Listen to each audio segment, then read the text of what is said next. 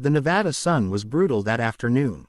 Not the kind of heat that makes you sweat a little, the kind that bakes the asphalt until it shimmers, until the air itself looks like it's melting. It was the kind of day where rich people stay inside their air-conditioned mansions and poor people work outside anyway, because bills don't care about the temperature.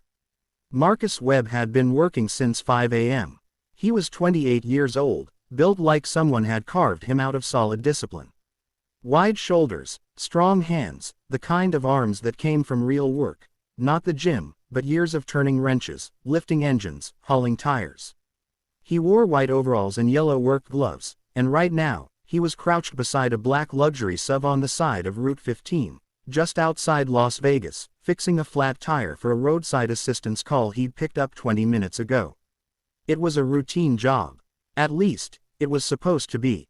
Marcus had his tools laid out perfectly on the ground. Lug wrench, jack stand, socket set, all organized the way his grandfather had taught him. A man who respects his tools respects his craft, the old man used to say. Marcus had never forgotten that. He was almost done. The spare was right there. 5 more minutes and he'd be back in his truck. That's when the silver Escalade pulled up behind the black SUV. Then another car. Then another. 3 vehicles total. And out of the lead car stepped 2 men in crisp white suits, dark ties, aviator sunglasses, the kind of men who look like they belong on the cover of a magazine or standing outside a nightclub telling regular people they're not on the list. They didn't say a word to Marcus. They didn't even look at him. And then she stepped out. Her name, as Marcus would later find out, was Victoria Harlow. She was tall, blonde, dressed in a fitted black dress that made it very clear she had never once worried about money in her entire life. She carried a small white designer bag that probably cost more than Marcus made in a month. Her heels clicked against the asphalt like little gunshots. She walked around the car, looked at the flat tire, looked at Marcus kneeling on the ground, and then said, loudly, clearly, with no attempt to lower her voice, "Oh good, at least someone useful showed up." One of the men in white suits snickered. Marcus kept working. He didn't respond. He never responded to comments like that on the job. It wasn't worth it. He just needed to finish the tire and go home. But Victoria wasn't done. She pulled out her phone, started recording him, and said, again, loud enough for everyone to hear, "Look at this. This is what happens when you don't go to college." She laughed. The 2 men laughed. Even her driver, still sitting in the car, seemed to chuckle. Marcus tightened the last lug nut. He took a slow breath. He stood up. And here is where the story changes. Because when Marcus Webb stood up, he didn't look like a man who had just been embarrassed. He didn't look angry. He didn't look hurt. He looked completely calm. The way only certain people look calm, people who have survived enough that regular insults just don't land anymore. He pulled off his work gloves. He reached into the front pocket of his overalls. He took out a business card. Not a mechanic's card. Not a roadside assistance card. It was matte black, raised gold lettering, the kind of card that costs $4 each to print because the person handing them out can afford it. It read, Marcus Webb, founder and CEO, Webb Automotive Group. Las Vegas, Phoenix, Houston, Atlanta. Victoria's smile faded. One of the bodyguards, because that's what they were, now that the situation was shifting, leaned over and looked at the card. His expression changed immediately. "Ma'am," he said quietly. That's Webb Automotive." Victoria blinked. "What?" "Webb Automotive Group. They own 14 dealerships across the Southwest. They just won the Nevada Business Excellence Award last year." Silence. See, what Victoria Harlow did not know, what she couldn't have known, looking at a muscular man in overalls kneeling beside her tire, was that Marcus Webb had started his first auto repair shop at 19 years old with $2,300 in savings and a used hydraulic jack he'd bought off Craigslist. By 22, he had 2 locations. By 25, he had 6. Now, at 28, Webb Automotive Group was valued at over $47 million. 14 dealerships, 3 service centers, a mobile roadside division, which is exactly how Marcus ended up on Route 15 that afternoon. Because Marcus still went out on calls sometimes. Not because he had to. Because his grandfather had told him, The day you're too important to do the work is the day you start losing yourself.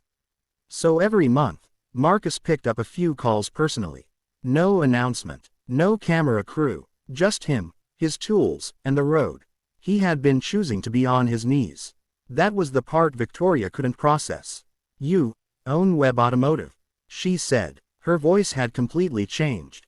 The confidence was gone. She looked suddenly very small in her very expensive dress. "I do," Marcus said simply. He picked up his tool bag. "Your tire's done. You're good to go." He turned to walk back to his truck. "Wait," Victoria said. I didn't know. I'm sorry. I shouldn't have said." Marcus turned around slowly. And this is the part that people who were there that day, including Victoria's own bodyguard, who would later tell the story to anyone who would listen, say they will never forget. Marcus didn't yell. He didn't lecture her. He didn't record her or post it anywhere or try to humiliate her the way she'd tried to humiliate him. He just said, quietly, "You didn't apologize because of what you said. You apologized because of who I turned out to be. And that's the saddest part." Then he got in his truck. And he drove away. What happened next? The bodyguard, whose name was Derek, and who had grown up poor in South Dallas and worked his whole life to get where he was, stood there for a long moment after Marcus's truck disappeared down the highway. Then he took off his sunglasses, looked at Victoria, and said, very quietly, "He's right, you know." Victoria didn't respond. She got back in her Escalade. The convoy pulled back onto the highway. Nobody said a word the entire ride back to Las Vegas. But Derek couldn't stop thinking about it.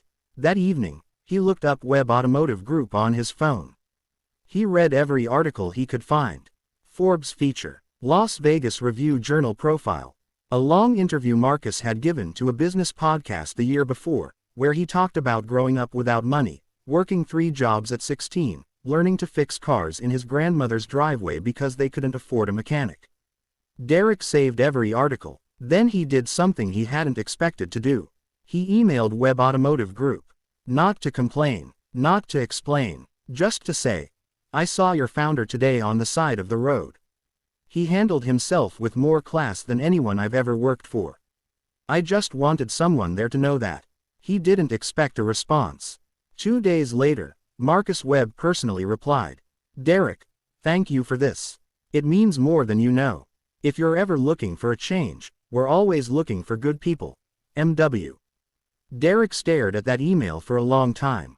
6 weeks later, he was the new head of security operations for Webb Automotive Group's Las Vegas headquarters, making 40% more than his previous salary, with full benefits and a job that didn't require him to stand next to someone who looked down at other people for sport. The lesson nobody talks about. People shared the story online, because Derek told it, because someone at a gas station nearby had watched the whole thing from a distance and posted about it, and it spread the way honest stories sometimes do when people are tired of fake ones. The comments were full of people saying things like, "Karma," and, "He showed her," and, "That's what she gets." But Marcus, in a rare social media post a week later, said something different. He wrote, "People keep saying I won that moment on the highway. I didn't win anything. A woman I'd never met decided I wasn't worth basic respect before I'd spoken a single word. That's not about me. That's a weight she carries around every single day. I just happened to be there. The real story isn't about who I turned out to be. It's about who I already was, before she knew my name, before she knew my company, before she knew anything. I was already a person who deserved to be treated like one. So is everyone else kneeling on the side of the road right now. Whether they own 14 dealerships or none." That post got shared 2.3 million times. Victoria's side. This story wouldn't be complete without it. 3 months later, Victoria Harlow, in a move that surprised everyone, including people who knew her, sat down for a podcast interview and talked about that afternoon on Route 15. She didn't make excuses. "I grew up in a house where people were ranked," she said. "Ranked by what they wore, what they drove, what they did for work. I absorbed that without ever questioning it. And that afternoon, I did something cruel to a stranger on the side of the road because my brain had already decided he was beneath me. I was wrong. I was embarrassing. And the worst part is, I wouldn't have felt that way if he'd been wearing a suit. She paused. That's the thing I had to really sit with. Not that he was a CEO.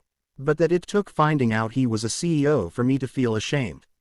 She donated $250,000 to a vocational training program in Las Vegas that helps young people from low-income families learn skilled trades, automotive repair included. Was it enough? Was it genuine? People argued about that online for weeks. Marcus and Derek became, over the following year, something close to friends, the kind of friendship that happens between two people who grew up understanding that respect is not automatic, it's earned, and it's owed to everyone until proven otherwise. They'd have lunch sometimes, at a diner off Fremont Street that Marcus had been going to since he was 19 and couldn't afford anything on the menu except coffee and toast. One afternoon, Derek asked him, "Do you ever regret not saying more to her that day? Not really letting her have it?" Marcus thought about it for a moment. "No," he said, "because the version of me that would have yelled and recorded and posted it, that version is still giving her power. The version that just finished the job and walked away, that version is free." Derek nodded slowly. "That's hard to do." "Yeah," Marcus said, "it is." He picked up his coffee. "But so is everything worth doing."